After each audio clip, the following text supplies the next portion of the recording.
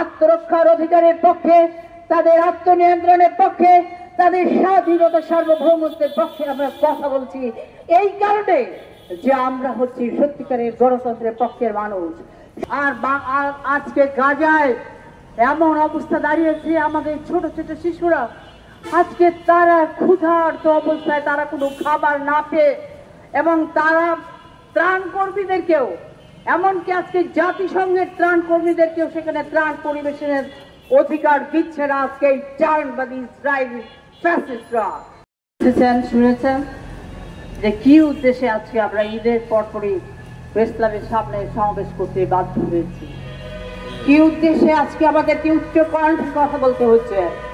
আজকে সারা পৃথিবীর দিকে তাকিয়ে দেখুন বন্ধুরা, গ্রেটা থুনবার্গ 22 বছর বয়সে একটি অতি তরুণ মেয়ে, সেও আজকে ফরাসি 6 জন এবং আরো অন্যান্য দেশের 12 জন মানবাধিকার কর্মী, পরিবেশ কর্মী, তারা ত্রাণ নিয়ে যাচ্ছিল তারা ইটালি থেকে গাজার দিকে। মাঝ পথে আজকে তাদের জাহাজ মেডিলেটকে আটকে দিয়েছে ইসরায়েল, অত্যন্ত অন্যায় ভাবে, অমানবিক ভাবে তাদেরকে সেখানে আটকে দিয়েছে। তাদের যেন মানুষের পাশে কোনো, আজকে কোনো নিপীড়িত মানুষের পাশে, কোনো ক্ষুধার্ত মানুষের পাশে দাঁড়াবার কোনো অধিকারী আজকে রাখছে না ইসরায়েল। ইসরায়েল একে একে সমস্ত মানুষকে হত্যা করছে বন্ধুরা। আর আজকে গাজায় এমন অবস্থা দাঁড়িয়েছে, আমাদের ছোট ছোট শিশুরা আজকে তারা ক্ষুধার্ত অবস্থায়, তারা কোনো খাবার না পেয়ে, এবং তারা ত্রাণ কর্মীদেরকেও, এমনকি আজকে জাতিসংঘের ত্রাণ কর্মীদেরকেও সেখানে ত্রাণ পরিবেশনের অধিকার দিচ্ছে না আজকে এই চারণবাদী ইসরায়েলি ফ্যাসিস্টরা। এই চারণবাদী ইসরায়েলিদের বিরুদ্ধে সারা বিশ্ব আজকে কেঁপে উঠেছে। আমেরিকায় গত 2-3 দিন যাবৎ কি হচ্ছে আপনারা তা দেখছেন। লাখো লাখো মানুষ ফিলিস্তিনের পতাকা নিয়ে ফিলিস্তিনের স্বাধীনতার পক্ষে আজকে তারা কথা বলে যাচ্ছেন বন্ধুরা। এবং পৃথিবীর অন্যান্য দেশেও একই রকম হচ্ছে।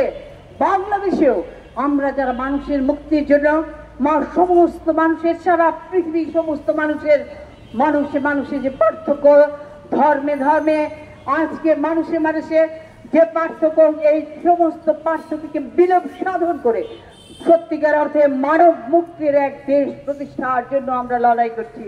আর সে কারণে বাংলাদেশে আমরা যারা মানুষের মুক্তির জন্য লড়াই করছি, সেই মানুষের আমরা চুপ থাকতে পারি না।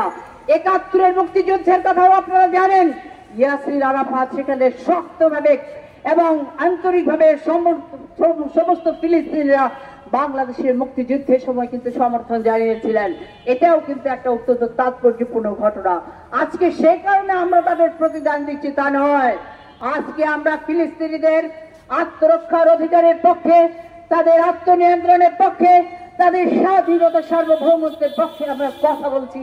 এই কারণে যে আমরা হচ্ছি সত্যিকারের গণতন্ত্রের পক্ষের মানুষ, সত্যিকারের আমরা এদেশের সত্যিকারের মানবতার পক্ষের মানুষ। আজকে পুঁজিবাদীরা যতই তারা মানবতার কথা বলুক, গণতন্ত্রের কথা বলুক, আজকে সাম্রাজ্যবাদী গণতন্ত্রের কি চেহারা, আজকে সাম্রাজ্যবাদী মানবতার কি চেহারা বিশ্বের সামনে তা উন্মোচিত হয়ে গেছে বন্ধুরা। আজকে প্রকৃত অর্থে আপনারা দেখুন, যারা আজকে থুনবার্গ সহ, গ্রেটা থুনবার্গ সহ যারা যাচ্ছিল, তারা কিন্তু অনেকেই হচ্ছেন বামপন্থী কর্মী, যেটা নাকি রতন কিছুক্ষণ আগে উল্লেখ করেছেন। আজকে প্রকৃত বামপন্থীরাই হচ্ছে মানুষের সমস্ত সম্পর্কের, নিপীড়নমূলক সম্পর্কের বিরোধ ঘটিয়ে মানুষের মুক্তি প্রতিষ্ঠার জন্য, দেশের স্বাধীনতার জন্য তারা লড়াই করতে পারে। বাংলাদেশেও আমরা সেই অর্থে লড়াই করছি। আজকে আমরা যারা দাঁড়িয়েছি বাংলাদেশের মুক্তিকামী জনতার পক্ষে, আমরা আজকে স্পোক্স পার্সন হিসেবে আমরা কথা বলছি। বাংলাদেশের মুক্তিকামী জনতার পক্ষে দাঁড়িয়ে আমরা কথা বলতে চাই। আজকে মার্কিন সাম্রাজ্যবাদ আজকে জাহানবাদীদের পক্ষ নিয়ে আজকে যা করছে, সেটা সারা পৃথিবীর জন্য একটা অত্যন্ত হৃদয় বিদারক ঘটনা, অত্যন্ত বর্বরোচিত একটা ঘটনা। এই যুদ্ধকে বন্ধ করতে হবে। আমেরিকা তার হাত গুটাক, আমেরিকা আজকে তার জনগণ যে আজকে মাঠে নেমে এসেছে, এটা আজকে একদিনে থেমে যাবে না। আজকে মেরিন ফোর্স ত্যাগ করতে হচ্ছে সেখানে। আমেরিকার ইতিহাসে যা একটা ব্যতিক্রমী ঘটনা। আজকে এই অবস্থান কিন্তু কোনোভাবেই থেমে থাকবে না যতদিন পর্যন্ত গাজার উপর এইরকম গণহত্যা চলতে থাকবে। আমাদের শিশুরা ডাকতেই পড়বে, আমাদের গর্ভবতী নারীরা আজকে গুলিতে তাদের ছিন্ন ভিন্ন হয়ে যাবে, তাদের অনাগত শিশু। এই দৃশ্য আমরা আর দেখতে চাই না।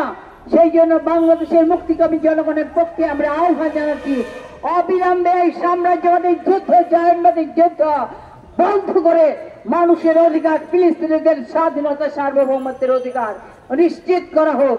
গাজাবাসীর স্বাধীনতা, সার্বভৌমত্বের অধিকার নিশ্চিত করা হোক। এবং তারা যে আজকে আমাদের ত্রাণ কর্মীদেরকেও সেখানে যেতে দিচ্ছে না, খেতে দিচ্ছে না, তারা তাদেরকে খাদ্য দিচ্ছে না, পানি দিচ্ছে না, এই অবস্থার তীব্র নিন্দা জানাই।